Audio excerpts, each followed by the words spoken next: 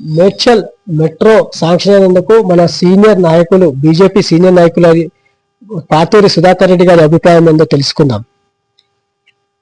ఈరోజు PT channel వారికి మరి ప్రేక్షకులకు అభినందనలు.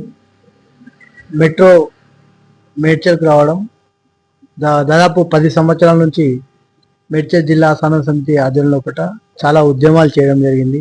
మెట్రో మేడ్చల్కు రావాలి, ఎందుకంటే ఉత్తర తెలంగాణ దాదాపు పాత జిల్లాలు అయితే 7 జిల్లాలకు మేడ్చల్ ఎంట్రన్స్, కరీంనగర్, నిజామాబాద్, ఆదిలాబాద్ అటువంటి జిల్లాకు ఇక్కడ మెట్రో కావడంతో ఏంటంటే విద్యార్థులు కానీ ఉపాధ్యాయులు కానీ ప్రతి హైదరాబాద్ పోయి ఏదైతే జాబ్ల పర్పస్ పోయటం వల్ల చాలా టైం సేవ్ అవుతుంది.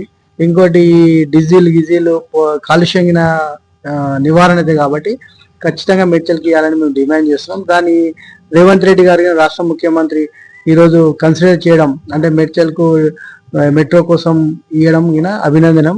ఈ సందర్భంగా వారికి అభినందన తెలుపుతున్నాం. పార్టీలు వేరైనా మంచి పని ఎవరు చేసినా హర్షిస్తాం. Okay, thank you sir.